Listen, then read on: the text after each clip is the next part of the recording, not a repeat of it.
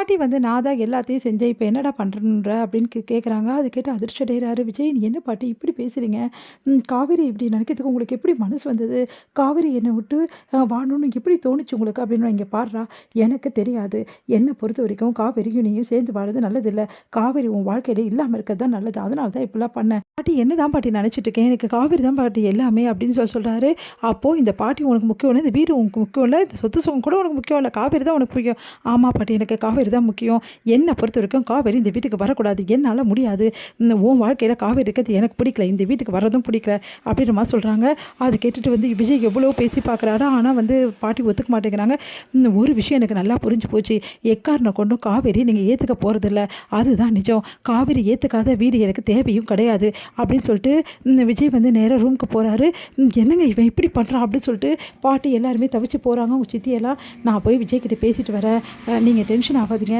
ஏங்க ஏதாவது தவறான முடிவுக்கு போயிட போறாங்க, எங்காவது போயிட போறாங்க" அப்படின்றாங்க. "நான் பார்த்துக்கிறேன் கல்யாணி, நீ அமைதியா இரு. ஏற்கனவே உன் மேலே கோவமா இருக்கான். இப்போ நீ போய் கேட்டாலும் அவன் வந்து டென்ஷன் தான் ஆவான். நான் போய் பேசிக்கிறேன்னு" சொல்லிட்டு ரூமுக்கு போறாங்க.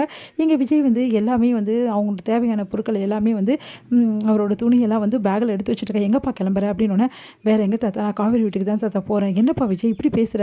வேறு வழி இல்லை தாத்தா, காவேரியை பாட்டி ஏற்றுக்க மாட்டாங்க. இந்த வீட்டில் காவேரி ஏற்றுக்காத போது நான் இருந்து என்ன பண்ண போகிறேன்? இந்த சொத்தோ சுகமோ எனக்கு எதுவுமே முக்கியம் இல்லை தாத்தா, காவேரி தான் முக்கியம்." "அப்போது இந்த தாத்தா உனக்கு வேணாமாப்பா?" அப்படின்னு சொல்லிட்டு கையை பிடிக்கிறார். "தாத்தா சொல்லுப்பா, இந்த தாத்தா உனக்கு வேணாமா? கடைசி காலத்தில் என்னை தவிக்க விட்டுட்டு போயிடுவியா? என் கூட இருக்க மாட்டியாப்பா?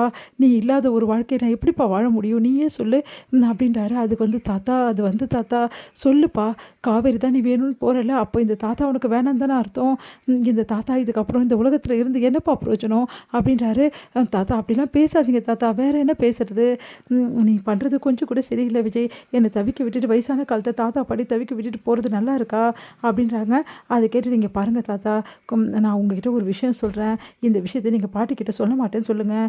அப்படின்னா, "சரிப்பா நான் சொல்ல மாட்டேன் சொல்லு." அப்படின்னோடனே, "நீ வாக்கு கொடுத்துருக்கீங்க, சொல்லக்கூடாது. காவேரி கர்ப்பமாக இருக்கா தாத்தா, 4 மாதம் தாத்தா." அப்படின்னோடனே அப்படியே அதிர்ச்சி அடைகிறாரு. சந்தோஷம் தாங்க முடியல. "என்ன விஜய் இவ்வளோ சந்தோஷமான விஷயத்த இவ்வளோ லேட்டாக சொல்கிற? எனக்கு எவ்வளோ சந்தோஷமாக இருக்குது. நிஜமாவாப்பா?" "ஆமாம் தாத்தா, அதனால தான் காவேரி கூட நான் இருக்கணும்னு நினைக்கிறேன், அவளை பார்த்துக்கணும்னு நினைக்கிறேன். ஆனால் இந்த விஷயத்த பாட்டிக்கிட்ட சொன்னால் பாட்டி ஒத்துப்பாங்களேப்பா. அதுக்கப்புறம் காவேரி நம்ம கூட்டிகிட்டு வந்துடலாமே, எந்த பிரச்சனையும் இல்லை. பாட்டி இவ்வளோ பிரச்சனையே பண்ணவே மாட்டா." அப்படின்னோடனே, "இல்லை இல்லை தாத்தா, ஒரு ஒரு விஷயம் இதில் பிரச்சனை இருக்குது. ஏன்னா காவேரி அவங்க அம்மா வந்து ரொம்ப இன்செக்யூராக ஃபீல் பண்ணுறாங்க. அவங்க வந்து காவேரி தான் எனக்கு முக்கியம் அப்படின்றது அவங்களுக்கு நான் புரிய வைக்கணும் தாத்தா. அதே மாதிரி பாட்டிக்கும் நான் புரிய வைக்கணும், காவேரி தான் எனக்கு முக்கியம்னு சொல்லிட்டு. நாங்கள் 2 பேரும் பணம் காசுக்கு எதுக்குமே எங்களுக்கு தேவை கிடையாது. எங்களுக்கு எங்கள் வாழ்க்கை தான் முக்கியம். நாங்கள் ரொம்ப ஒன்றா இருக்க தான் விரும்புகிறோம் சொல்லிட்டு எல்லாருக்கும் நான் புரிய வைக்கணும். இந்த மாதிரி நிலைமையில் நான் விஷயத்த சொன்னால் அவங்க குழந்தைக்காக தான் வந்து இப்படி பண்ணாங்கன்னு சொல்ல மாட்டாங்க.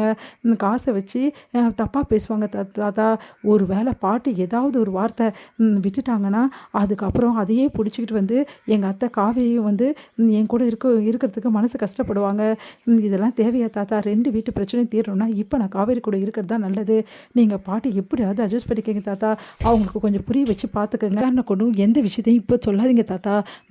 பாட்டி மனசு மாறணும், அவங்க வந்து எல்லாத்தையும் புரிஞ்சுக்கணும், அப்புறம் தான் அவங்ககிட்ட இந்த விஷயத்த சொல்லணும். புரியுதா தாத்தா?" அப்படின்னோடனே, "சரிப்பா, இங்கே பாருங்கள் தாத்தா, காவேரி கூட நான் இப்போ இருக்கணும்ல, நீங்களே சொல்லுங்கள்." அப்படின்னோடனே, "கண்டிப்பாக காவேரி கூட தான் நீ இருக்கணும் விஜய். எல்லாத்தோட முக்கியம் நம்ம வீட்டு வாரிசு. தைரியமாக போய் என் பேத்தி கூட வாழ்றா, நான் பார்த்துக்கிறேன்." அப்படின்னோடனே வெளியே வராங்க. எல்லாரும் வந்து எவ்வளோ சொல்லி பார்க்குறாங்க. தாத்தா வந்து, அவன் பொண்டாட்டி கூட வாழணும்னு விரும்பினா வாழட்டும், விடுங்க.